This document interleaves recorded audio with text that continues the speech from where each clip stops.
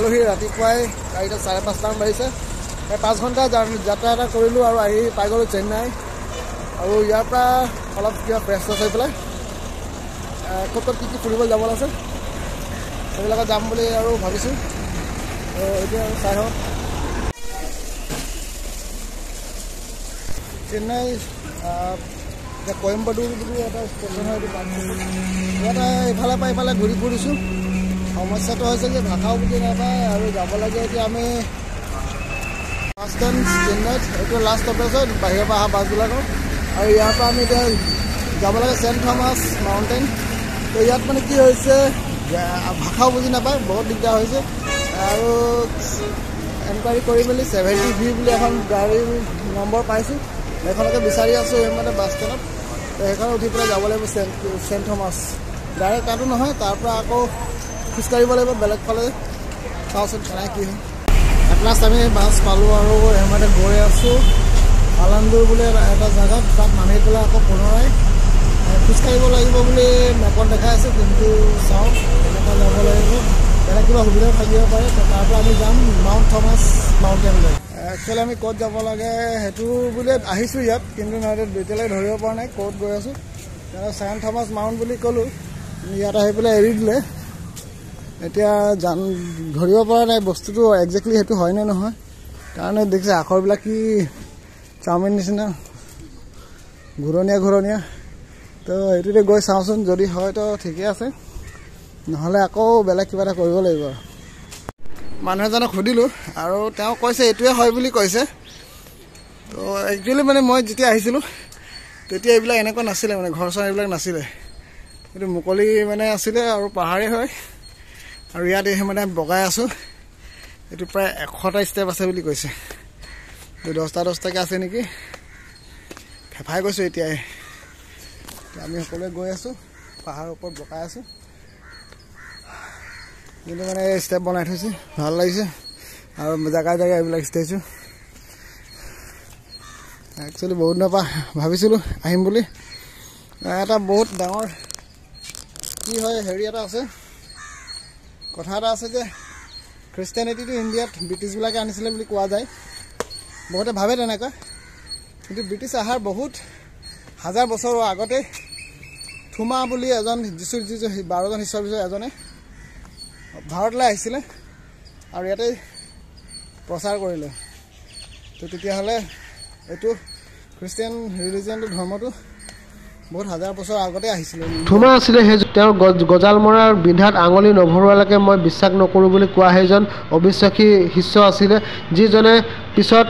গজাল মৰাৰ সেই বিন্ধাত আঙুলি ভৰাই তেওঁ বিশ্বাস কৰিলে আৰু তেওঁ যীচুক তেওঁৰ প্ৰভু আৰু তেওঁৰ ঈশ্বৰ বুলি স্বীকাৰ কৰি তেওঁৰ প্ৰচাৰ কৰি আহি ভাৰতলৈ আহিলে আৰু তেওঁৰ যোগেদি আজি আমি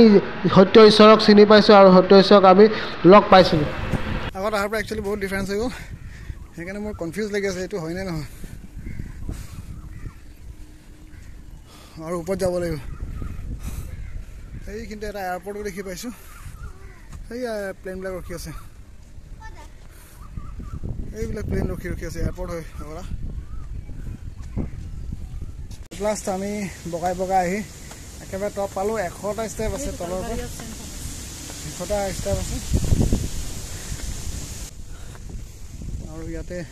এটা চেণ্ট থমাছৰ এইটো পিলাৰ এটা বনাই দিছে তাৰমানে এইটো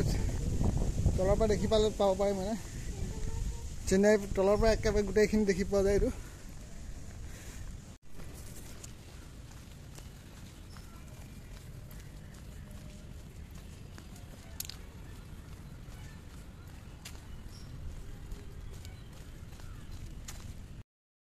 ইমান ওপৰত আছোঁ ইটছ এ ভিউটো চাওক চেন্নাই আৰু একেবাৰে টপতে আছে এইটো গীৰ্জাঘৰটো আৰু এই গীৰ্জাঘৰবিলাকে প্ৰমাণ দিয়ে যে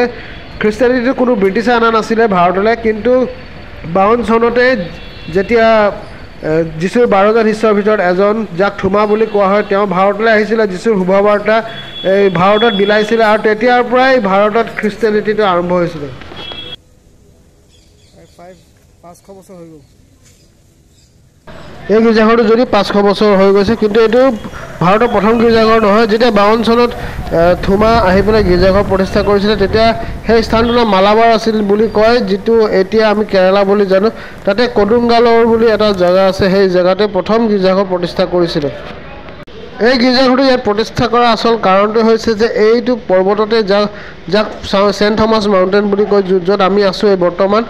ইয়াতে মানে থুমাক ইয়াতে হত্যা কৰা হৈছিলে, আৰু তেওঁৰ যিবিলাক হাড়বিলাক ইয়াত কিছুমান ইয়াতে সংৰক্ষণ কৰি ৰখা হৈছে। এইবিলাক যে দেখিছে, এইবোৰৰ ভিতৰতে যীশুৰ শিষ্য যি থুমা, তেওঁৰ অংগবিলাকৰ হাড়বিলাক এইবিলাকতে ভৰাই ভৰাই থোৱা আছে, আৰু অলপ অলপ সৰু সৰুকৈ ইয়াত দেখি পোৱা যায়। দেখিছে আপোনাক, সেইবিলাক সৰু সৰুকৈ কাৰোবাৰ ভৰিৰ হাড়, হাতৰ হাড় এইবিলাক আছে। আমাৰ চোৱা মেলা হৈ গ'ল, আৰু এই সময়তে আমি পুনৰাই গৈ আছোঁ ডাউনলৈ। আকৌ 100 ষ্টেপ আমি তললৈ যাব লাগিব, কাৰণ আমি 100টা ষ্টেপ ওপৰলৈ উঠি আহিছিলোঁ। এতিয়া আকৌ তললৈ ইফালে গৈ আছোঁ। আৰু প্ৰত্যেক ষ্টেপতে এনেকুৱা ষ্টেচু বনাই থোৱা আছে, যিচুৰ মানে হেৰি কালবাৰীলৈ লৈ যোৱা গোটেই কাহিনীটো ক'ত ক'ত কেনেকৈ পৰিছিলে, কেনেকৈ কি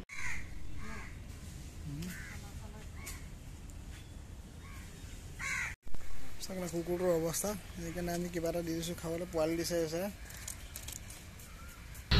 লাভ এনিমেল, লাভ হিউমেনছ, আৰু এইটোৱে চেৰিটি কৰি আজি আমাৰ ভিডিঅ'টো ইয়াতে সামৰণি মাৰিছোঁ। যদি ভিডিঅ'টো চাই ভাল লাগে, চেনেল ছাবস্ক্ৰাইব, লাইক, শ্বেয়াৰ কৰিব নাপাহৰিব।